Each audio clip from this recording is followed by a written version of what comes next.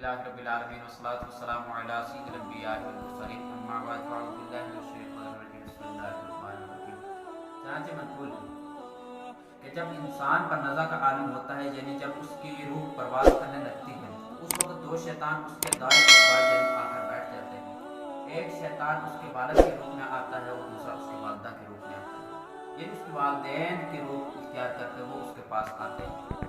دائیں سائڈ والا اسے کہتا ہے اے میرے بیٹے، میں تیرا مہربان شفیق باپ ہوں، میں تجھے نصیحت کرتا ہوں کہ تو نصارہ کا مذہب اختیار کر کے مر۔ یعنی وہ کہتا ہے کہ نصارہ کا مذہب اختیار کر کے مر، یہی سب سے اعلیٰ مذہب ہے۔ اور دوسری طرف جو بیٹھا ہوتا ہے، جو والدہ کی روح میں ہوتا ہے، وہ کہتا ہے میں نے تجھے اپنے پیٹ میں رکھا، میں نے تجھے دودھ پلایا، میں نے تجھے پال پوس کر بڑا کیا، اگر تو گندا تھا میں نے تجھ کو نہلایا، یعنی میں تجھے نصیحت کرتا ہوں کہ تو یہودیوں کا مذہب اختیار کر کے مر، یہ بھی سب سے اعلیٰ مذہب ہے۔ یہاں دیکھیں کہ ان دونوں شیطانوں کی آپس میں حجت ہو رہی ہے، یعنی وہ اپنی حجت بیان کر رہے ہیں۔ ایک کہہ رہا ہے نصارہ کا مذہب اعلیٰ ہے، دوسرا کہہ رہا ہے یہودیوں کا مذہب اعلیٰ ہے۔ یہاں ہمیں بھی عبرت کے پھول چننے چاہیے، کیونکہ جب ہم پر نزع کا وقت آری ہو تو ہمیں اللہ پاک سے ابھی سے ہی ہمیں اللہ پاک کی بارگاہ میں گریہ وزاری کرتے ہوئے گڑ گڑا کر دعا مانگے، سجدہ ریز ہو کر ہمیں دعا مانگنی چاہیے کہ اللہ پاک جب ہم پر نزع کا وقت ہو تو اس وقت کلمہ شہادت نصیب ہو،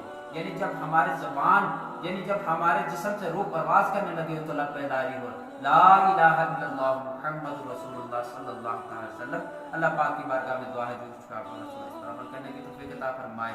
وعلینا الا البلاغ۔